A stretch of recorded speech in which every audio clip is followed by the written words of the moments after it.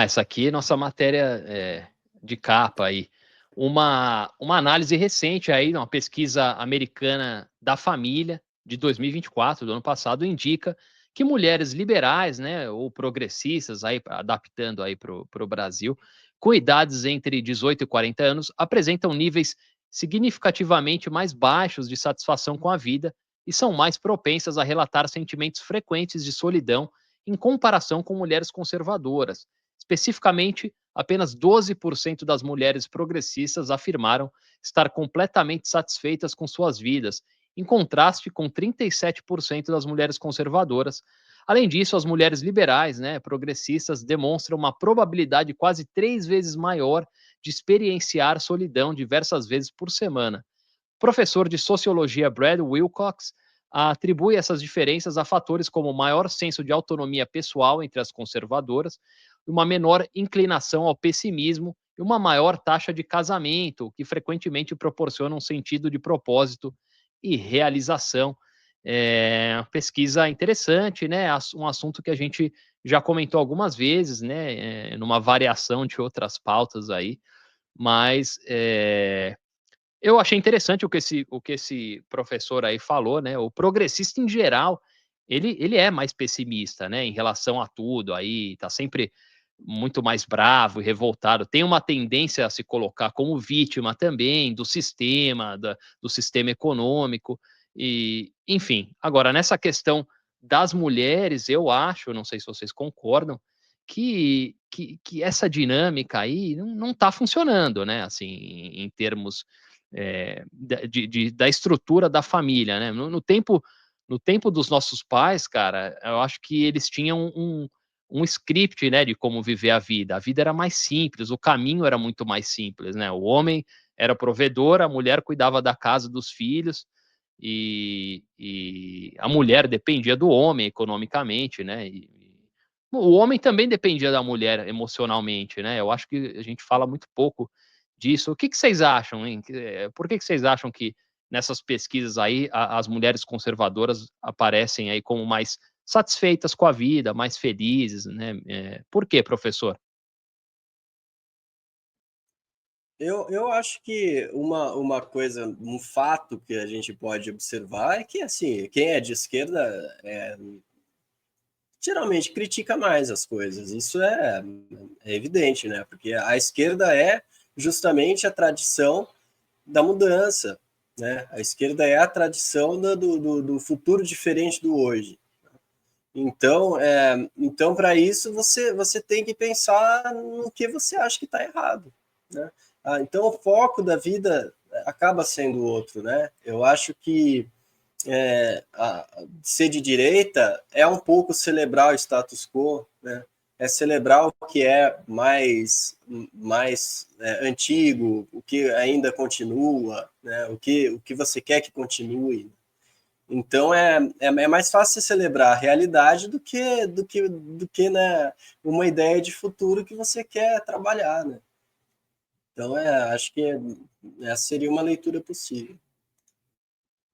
Concordo, cara. Concordo 100% com o Rogério. Acho que quem é progressista, no geral, né, é a pessoa que questiona, né, a pessoa que não está satisfeita, está inconformada. Né, ela está sempre olhando ali, enxergando os problemas, né, no dia a dia. Já quem é mais conservador é a pessoa que está, né, que aceitou aquilo como natural, né, pô, a vida é isso, sabe, quando eu nasci já era assim, então é assim, sabe, é natural que seja assim. E na verdade não é, né? A gente constrói a nossa história, né? Todo dia a gente vai, né, transforma a natureza, transforma a gente, sabe? A gente vai se adaptando ao ambiente. E principalmente para mulheres, isso é mais difícil ainda, cara, porque para mulher é muito difícil ser mulher nessa sociedade, cara. Né? E a mulher progressista, que é aquela que enxerga que ela poderia, sabe, estar muito além, que ela poderia ser muito mais do que ela consegue, isso deve gerar um sentimento terrível, cara, de incapacidade, né, de não ter o que fazer, né, muitas vezes é isso. Você olha para a realidade e fala, puta, não tem o que fazer, cara, sabe? O avanço é muito lento, né? É uma leitura, como o professor falou, é uma leitura possível, mas não é a única, né? Talvez porque A gente vive num tempo em que vários avanços foram conquistados, aí aconteceram, né, para as mulheres. E, como eu disse, a vida era bem mais simples na época dos nossos pais, dos nossos avós, né, cara? A receita para viver a vida era muito mais claramente desenhada, assim, do que hoje, né? Eu acho que é, esse script aí, principalmente para as mulheres, ele foi rasgado, né, cara? Eu acho que foi apresentado aí um leque de opções novas muito grande aí para as mulheres, né? E acho que para os homens não. Também tem isso, né? Para os homens eu acho que O também leque foi já estava rasgado. aberto. Sim, mas eu acho que para os homens também foi rasgado, mas não criaram nada para substituir. Acho que os homens acabam improvisando muito mais, né? Pô, agora eu tenho que criar meus filhos, né? Tem homem, pô, por isso que tanto homem desaparece, né, cara? Porque o cara não aguenta pressão, e acho que a mulher aí ficou sobrecarregada também, porque a mulher, pô, ela foi para o mercado de trabalho, foi participar da vida pública, a mulher pode ser presidente, pode ser qualquer coisa, né? A mulher hoje, ela tem muitos direitos que não existiam algumas décadas atrás, mas ela ainda tem essa pressão. Quando ela decide formar família, ter filhos, ela ainda fica sobrecarregada. Qualquer pessoa aí que é casada, que tem filhos, sabe que a jornada da mulher é dupla, né? E aí tem o feminismo, muito disso.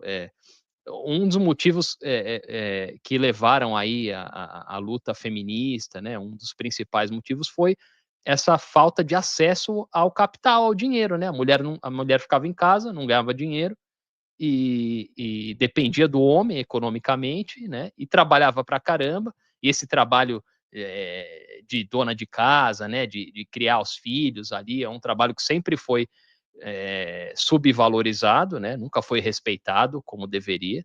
E hoje eu acho que a gente vive uma sociedade que não sei se as pessoas estão prestando atenção, mas a gente está muito claro aí a falta que esse trabalho faz, né? Na criação de filhos, a gente vê cada geração nova é mais deprimente do que a anterior, tem mais problemas do que a anterior, né?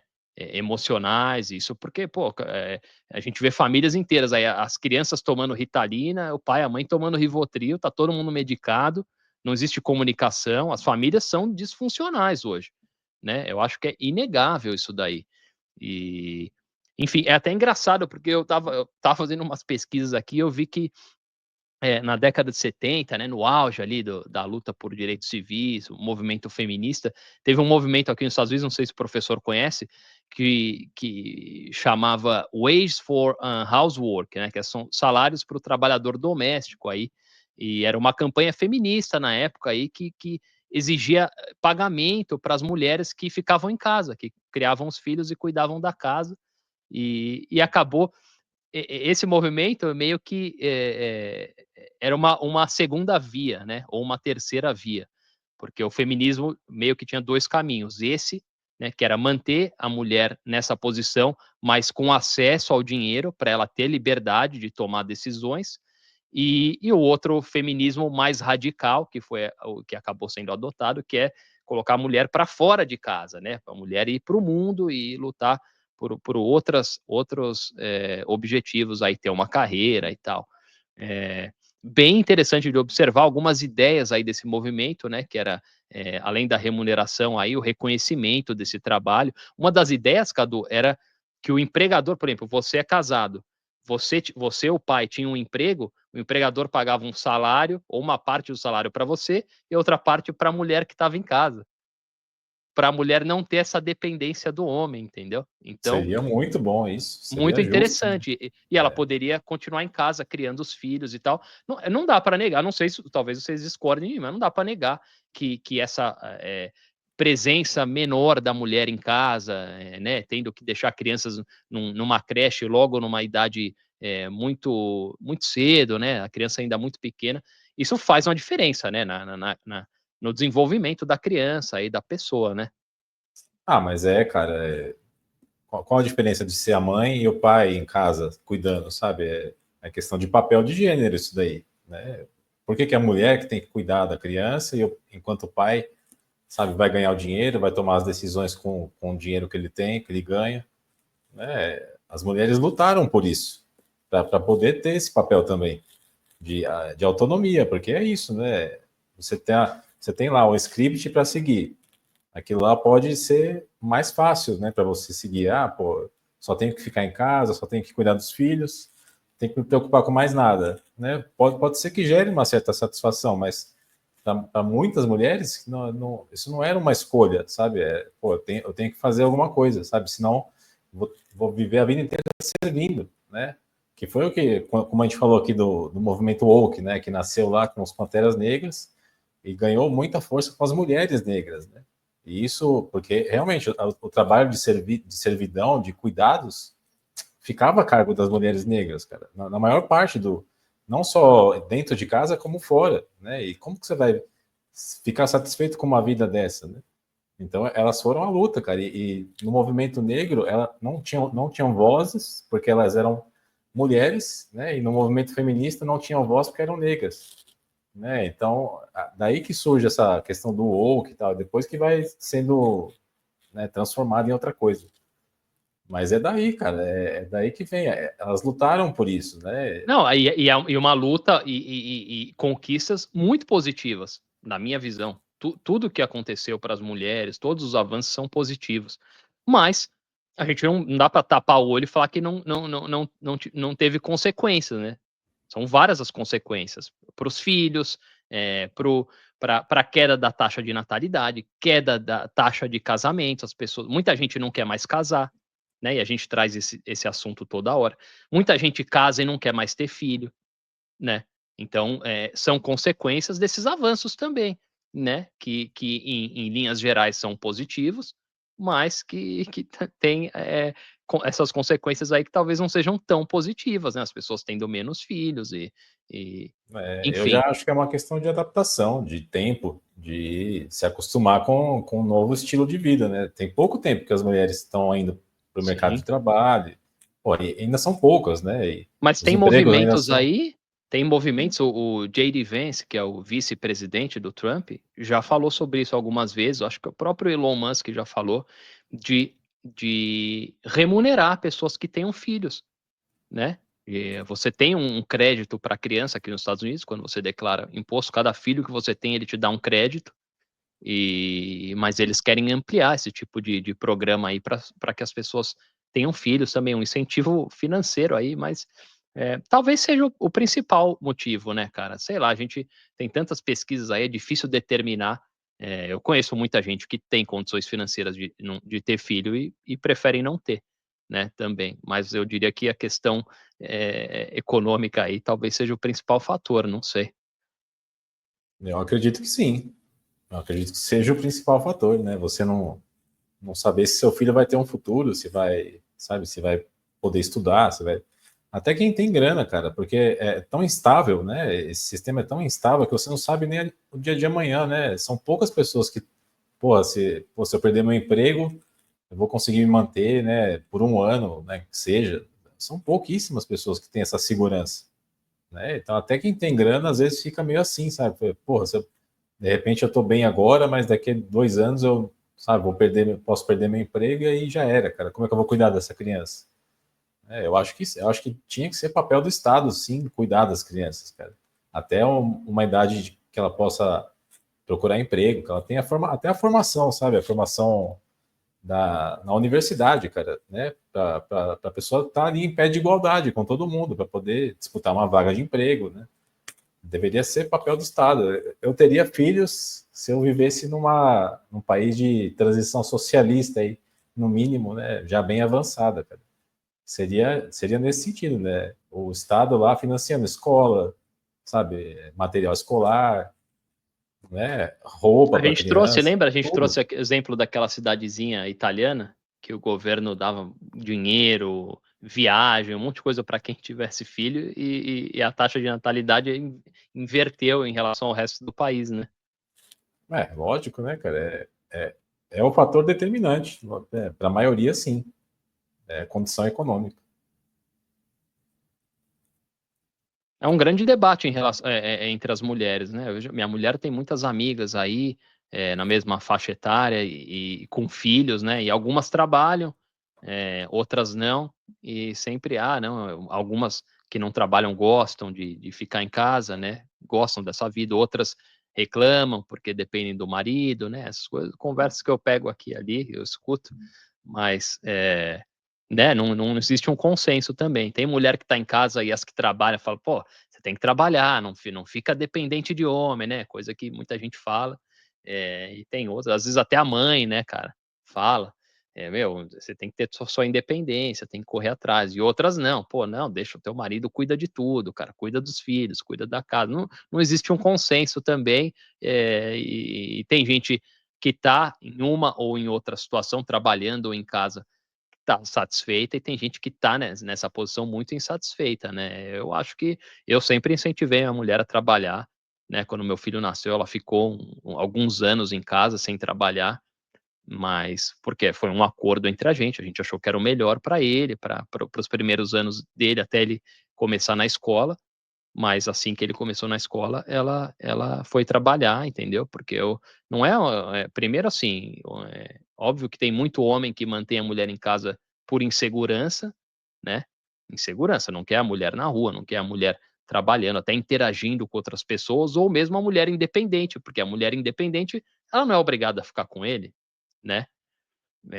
Mas a minha visão cara, pô, vai trabalhar, porque se eu cair duro, e aí, né, meu? Já vi acontecer muito, né? Tem muita mulher que é dependente economicamente do marido e, pô, cara, qualquer um pode morrer a qualquer momento, e aí, né?